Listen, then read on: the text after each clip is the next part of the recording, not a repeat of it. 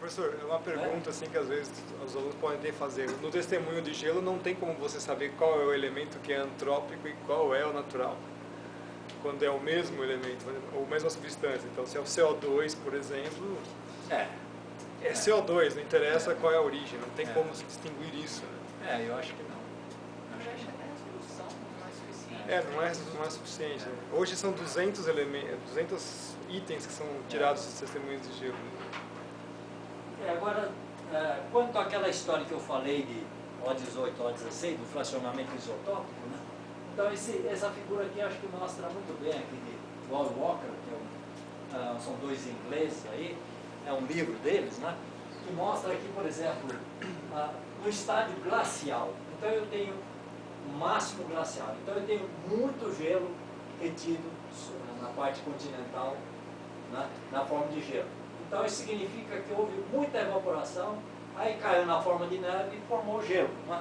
Então com isso houve aqui um empobrecimento em O16. Quer dizer, porque preferencialmente os isótopos mais leves, o O16 é que vai embora. Então o mar ficou enriquecido em O18. Então o delta O18, que é a relação O18-O16, pode dar até positivo, aí, mais 1,5 por mil. Né? Bom, aí quando a geleira está reduzida, ou seja, no estágio interglacial, então muito gelo esquenta o tempo, aí o gelo se funde, vai para o mar, então o mar começa a se enriquecer em isótopo mais leve, certo? Porque é acrescentado por água de degelo. Né? Então, com isso, olha, o que era mais 1,5 pode ficar 0,0 ou pode ficar até negativo.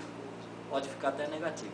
Agora, por que fica positivo e negativo? É porque, na verdade, isso daí não sei se quem tiver curiosidade sobre coisas desse tipo aí, pode, aqui na USP mesmo, vocês podem ir no Sena, lá em Piracicaba, que o pessoal trabalha com isso. Eu, inclusive, tive, assim, curiosidade de ver essas coisas assim, quando eu estava fazendo a minha tese de livre docência, 71, por aí assim, aí eu estava com uns carbonatos, eu falei, puxa, eu estava com carbonato lá do Triângulo Mineiro.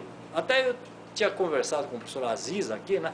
Eu falei, o que você acha daqueles carbonatos lá?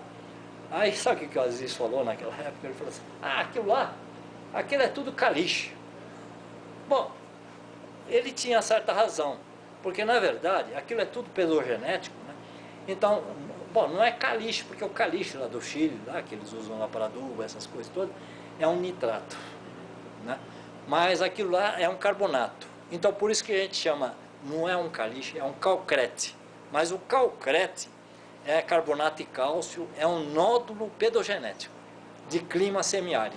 Então eu vinha estudar na minha tese de docência e tal, né? Aí eu falei, puxa, vou determinar então relação isotópica do delta O18 e delta C13. Então em 71, 72, 73, nessa época, em 73 eu defendi, então 71 e 2 estava preparando a minha tese, né?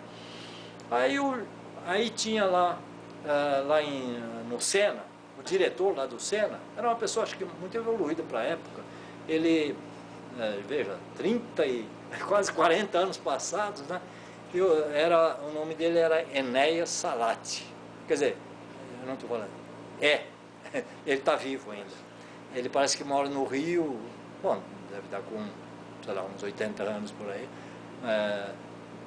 bom, ele tinha mais idade que eu, né? Então acho que deve estar com uns 80 e pouco. Mas o Enéas Salati, naquela época, 70 e pouco, sabe que o maior projeto dele, sabe o que era? Ele estava estudando os isótopos de oxigênio da água na região amazônica para entender a dinâmica de circulação da água na região amazônica. Quer dizer, imagine, no início da década de 70. Então eu cheguei para o Salati e falei, olha, aí eu sei que você analisa água, né, para obter o isótopo de oxigênio. Mas eu tenho oxigênio também, só que o meu está no carbonato.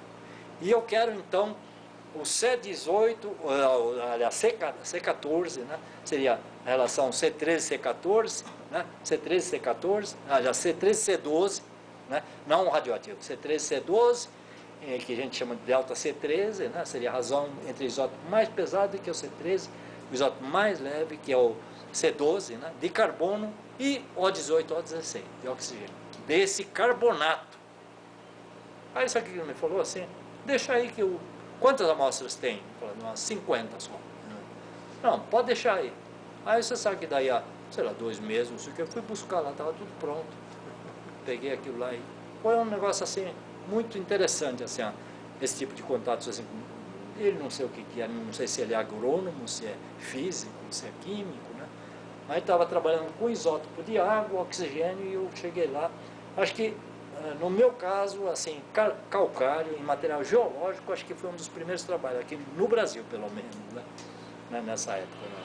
Sei lá, 30 e tantos anos passados, né? Então, bom, então isso daí dá para mostrar bem, assim, que a gente pode, né, usar o isótopo aí de oxigênio, aí que no caso ele funciona até como um termômetro isotópico, ou alguns falavam de termômetro geológico.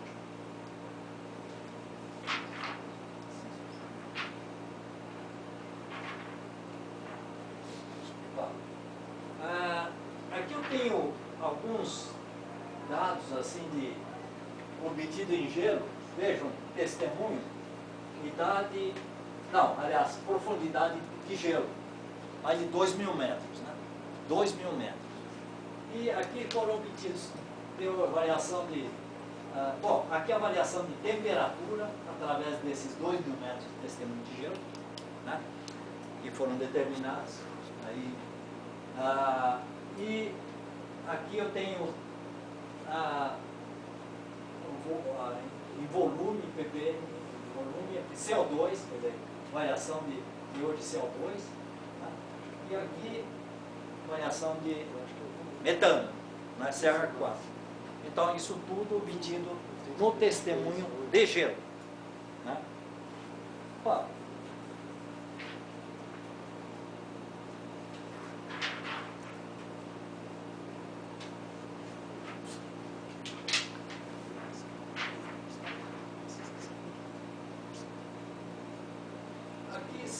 se a gente prosseguir aí, testemunho de gelo, o palinomórfico nós já mostramos aí os pólenes e esporos.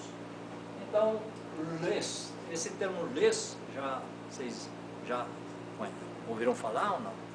Eles têm fundamentos, né? Fundamentos da naturais de geografia já... É. Então, o LES geralmente é um sedimento fino, né? Granulação é mais ou menos de silt, né? Bom, na China, por exemplo, existem grandes depósitos de lês. Só que na China, acho que não é o lês que ocorre nas regiões periglaciais. Porque, na verdade, o lês, assim, nas regiões periglaciais, ele é considerado como um sedimento eólico, né? Seria um material transportado pelo vento, com granulação de silt, na frente, assim, das geleiras, né? Agora, só que um material desse tipo também pode ter origem num deserto. Então, seria aquelas tempestades assim de poeira, né, de pó, né? Então, vem do deserto. Só que aí, deserto de Gobi, não sei o que lá na China, então vai ser um lês quente. Um lês associado à geleira vai ser um lês frio, né? E outro aspecto interessante, bom, aqui na Argentina, por exemplo, associado a, talvez, a glaciação pleistocênica mesmo, eles descrevem vários depósitos de lês na Argentina. Agora, acho interessante ou estranho que quando o pessoal descreve os sedimentos depositados assim por essa glaciação gondwânica aqui no Brasil, por exemplo, nunca ninguém mencionou, não tem nenhum trabalho por aí que mencione lecito. Lecito, que seria uma rocha formada de leço. Bom, por quê? Eu acho que não conseguiram reconhecer. Porque o lês, se você usar um termo descritivo, é um siltito. Aí o pessoal descreve siltito, não sei o que e tal. Muitas vezes esse siltito pode ser um lecito, né? Porque lecito, aí seria um termo genético, né? Enquanto que quando você fala em siltito, é um termo descritivo, né? Apenas baseado na granulação. Então pode ser isso. Agora, tem um aspecto interessante nesse lês, por exemplo, na Argentina também o pessoal tem, alguém saberia me dizer um detalhe interessante no depósito de lixo. Frequentemente ocorrem assim nódulos, aquelas concreções assim, de carbonato de cálcio. O pessoal chama até, em inglês o pessoal chama até de less doll. Então são bonecas, né, de lixo. Assim como são nódulos, concreções, às vezes o pessoal chama de boneca, né? Aqui no Irati, aqui do Permiano, aqui da Bacia do Paraná mesmo, você vai para a região de Rio Claro, Piracicaba e tal, dentro daquele calcário lá do Irati você encontra bonecas de sílex lá, né? O pessoal não fala em bonecas de sílex, né? Então é um termo que é usado às vezes. Então esse é um detalhe interessante também, é uma característica do lixo apresentar essas bonecas, esses nódulos de carbonato de cálcio, né? E, bom, então se conforme o lixo seja frio ou quente, ele vai dar algumas indicações paleoclimáticas também. E, como eu estava dizendo, na China, por exemplo, existem depósitos de lixo aí de mais de 100 metros de espessura. Naquela velha rota antiga, assim, porque tinha lá, como é que é, o Silk Road, coisa assim, né? Que o pessoal transportava seda lá, chinesa. Bom, deve ser no vale lá do Rio Amarelo, lá, Yangtze, né? Certo? Bom, o problema, quando eu estive na China rapidamente, uns 20 dias eu fiquei lá, por causa do congresso do Quaternário também, o negócio lá era o seguinte, não sei porquê, o pessoal achava que não, eu falava assim, eu vim do Brasil, né? Aí o pessoal queria conversar comigo em chinês. Por que será? Não, aí eu falava assim, não, escreva aí que dá para ter uma ideia. Porque os ideogramas não se leem de maneira igual. São línguas diferentes, mas o significado do ideograma é bem parecido, é quase igual. Então, eu falei, escreva. Você falando, não entendo o que você está falando. Bom, mas, então, testemunho submarino, já falei testemunho submarino, aquela história que eu já contei, né? Corais, os corais também são muito utilizados também, mas aqui no Brasil não tem muita gente estudando corais sob aspecto paleoclimático, assim, tem poucos estudos. Acho que uma das poucas pessoas que aqui também no estado de São Paulo não dá, porque tem que ser coral construtor de Recife, né? A gente chama de corais hermatípicos, com H, né? E aí só ocorre o mais meridional aqui da costa brasileira, de recifes de corais. O mais meridional, a ocorrência mais meridional atual, né, é lá na região de Caravelas, sul da Bahia, né, ao sul de Porto Seguro, né.